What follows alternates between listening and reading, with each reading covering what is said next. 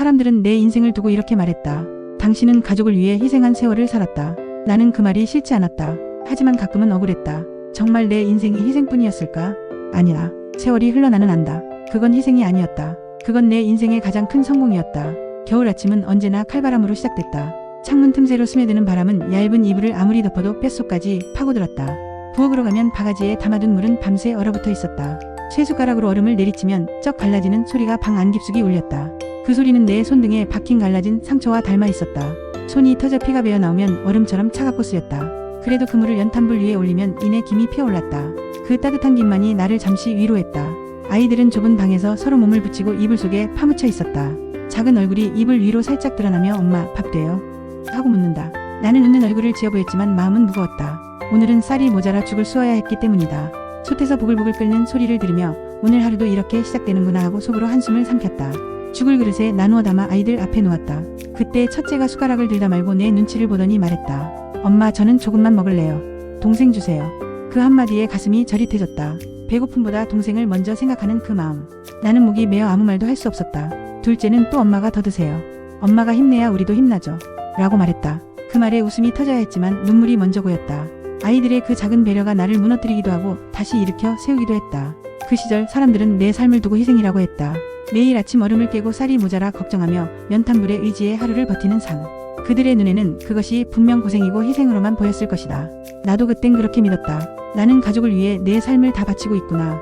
하지만 지금 돌아보면 그건 희생만은 아니었다. 아이들이 서로 내밀던 그 작은 손길, 내 눈을 바라보며 웃어주던 그 맑은 눈빛. 그것들이야말로 내 삶을 지탱하는 힘이었다. 그 웃음소리 덕분에 나는 또 하루를 살았다. 그 웃음은 굶주림보다 컸고 빈 그릇보다 풍성했다. 좁은 방 안 연탄불 위로 피어오르던 하얀 김 속에서 나는 이미 작은 성공을 품고 있었다. 그땐 몰랐지만 오늘 돌아보니 분명히 알 수 있다. 그 시절의 하루하루는 희생이 아니라 내 인생의 첫 번째 승리였다.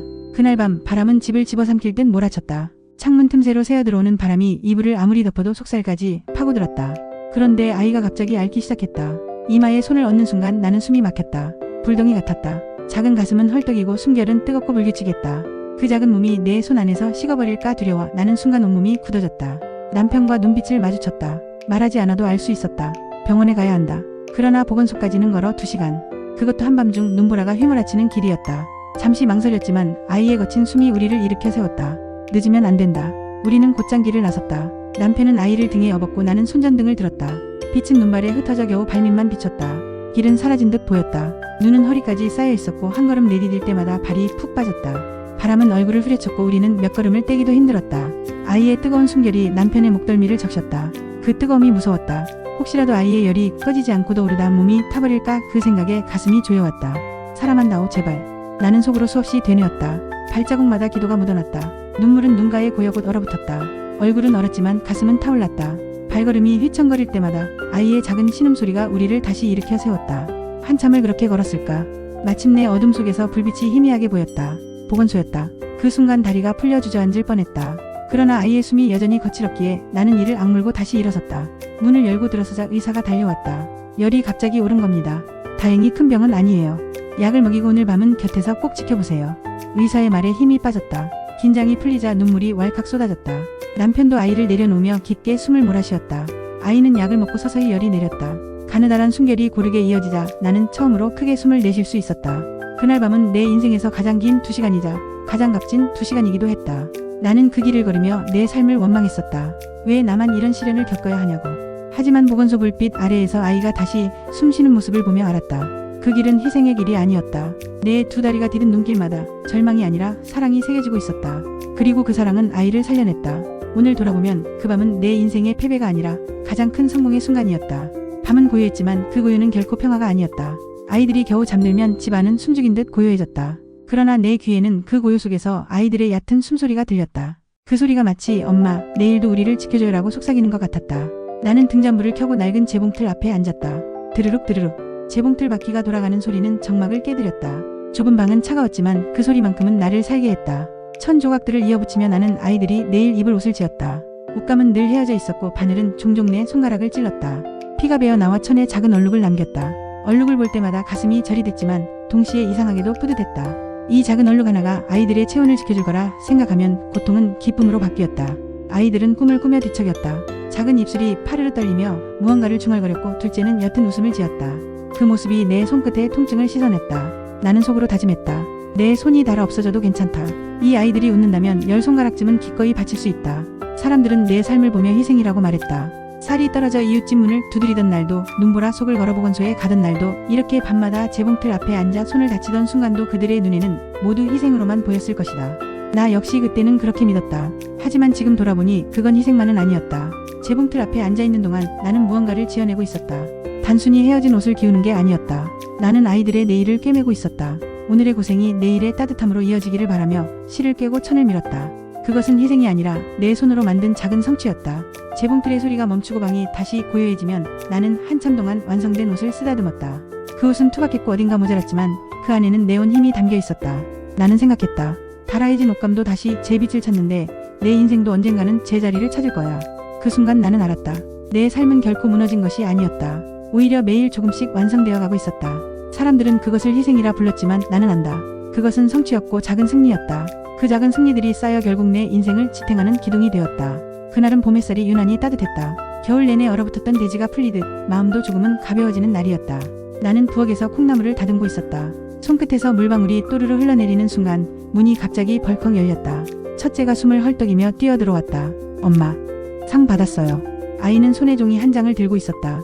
땀으로 젖은 손이 그 종이를 구겨놓았지만 아이의 눈빛은 별빛처럼 반짝였다. 나는 콩나물을 떨어뜨린 채 아이에게 다가갔다. 떨리는 손으로 종이를 펼치자 글귀가 눈에 들어왔다. 가난했지만 따뜻했던 우리 집.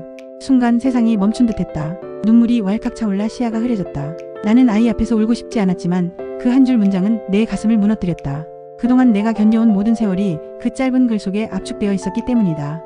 나는 늘 내 인생을 희생이라 여겼다. 쌀이 모자라 이웃집 문을 두드리던 날, 눈보라 소글거리며 아이를 살려야 했던 밤, 밤마다 재봉틀을 돌리며 손끝이 닳아 없어져 가던 순간들. 세상은 그것을 희생이라 불렀고 나 역시 그렇게 믿었다. 그런데 내 아이는 그 시간을 따뜻했다고 기억하고 있었다. 나는 아이를 와락 끌어안았다. 아이의 체온은 뜨겁고도 푸근했다. 그 온기 속에서 내 진한 눈물은 의미를 바꿔버렸다. 희생이 아니라 사랑의 증거로. 아이는 놀란 눈으로 나를 바라보며 물었다. 엄마 왜 울어요? 제가 상 받아서 기뻐서요. 나는 대답할 수 없었다. 목이 메어 아무 말도 나오지 않았다. 그저 아이의 등을 쓰다듬으며 고개를 끄덕였다. 아이는 아무것도 묻지 않았다. 그저 내 품에 안겨 상장을 꼭 쥔 채 웃었다. 그 상장은 단순한 종이에 불과했다. 하지만 내겐 훈장이었다. 세상이 주지 않은, 누구도 인정해주지 않았던 훈장. 그러나 내 아이가 준 내 인생 최초의 훈장이었다. 그날 이후 나는 달라졌다. 내 삶은 단순한 고생이나 희생이 아니었다. 아이가 따뜻했다고 기억할 수 있다면 그것은 이미 성공이었다. 그날 저녁 식탁은 평소와 다르지 않았다. 김, 달걀 프라이, 그리고 김치 한 접시. 하지만 분위기는 달랐다. 아이는 상장을 곁에 두고 밥을 먹었고 나는 그 상장을 바라보며 밥을 삼켰다. 짭조름한 김치 맛이 눈물과 뒤섞여 잊지 못할 맛이 되었다. 나는 속으로 다짐했다. 오늘 이후로 내 삶을 결코 희생이라 부르지 않겠다. 나는 성공했다. 작은 상장 하나로도 내 인생은 충분히 빛나고 있다. 지금은 아침마다 연탄불을 갈지 않아도 된다. 보일러가 집안을 덮이고 따뜻한 공기가 구석구석 스며든다. 창문 틈으로 바람이 들이치던 시절은 지나갔다. 하지만 그 시절의 기억은 아직도 내 몸에 새겨져 있다. 갈라지던 손등, 눈보라 속을 걷던 발자국, 재봉틀을 돌리던 밤의 소리까지. 모든 게 오래된 필름처럼 마음속에서 여전히 선명하다. 나는 거실에 앉아 스마트폰을 켰다. 화면 속에서 손주가 얼굴 가득 미소를 지으며 인사를 한다. 할머니, 내일 상장 받아요. 꼭 보여드릴게요. 그 목소리에 나는 무의식적으로 눈가가 젖는다. 마치 수십 년 전 첫째가 상장을 들고 집에 뛰어들던 장면이 겹쳐 보이는 듯하다. 그때는 흑백 사진 같은 기억이었는데 지금은 선명한 컬러로 되살아난다. 딸은 옆에서 말했다. 엄마, 저희는 다 알아요. 엄마가 있었기에 우리가 여기까지 올 수 있었던 거.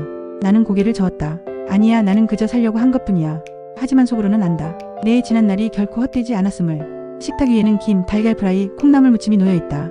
예전과 똑같은 반찬이지만 풍경은 달라졌다. 연탄불 대신 따뜻한 보일러, 흑백 사진 대신 스마트폰, 배고픔 대신 웃음이 함께한다. 그 모든 차이가 세월을 말해준다. 사람들은 여전히 내게 말한다. 당신은 가족을 위해 희생했다. 하지만 이제는 웃으며 대답한다. 아니에요. 그건 희생이 아니었어요. 그건 내 인생의 성공이었어요. 내 손의 상처는 아이들의 웃음으로 남았고 내 눈물은 손주의 미소로 이어졌다. 희생이라고 불렸던 세월은 사실 사랑의 또 다른 이름이었다. 그리고 그 사랑이 쌓여 지금의 내 삶을 만들었다. 나는 스마트폰 화면 속에서 손주가 손을 흔드는 모습을 바라보며 속으로 다짐했다. 내가 걸어온 길이 헛되지 않았다. 나는 실패한 삶을 산 게 아니라 성공적인 삶을 살아온 것이다. 세월은 흘러 모든 것이 변했지만 단 하나 변하지 않은 것이 있다. 바로 가족과 함께하는 이 순간의 온기다. 그것이야말로 내가 평생 지켜낸 것이며 내 삶의 결론이었다.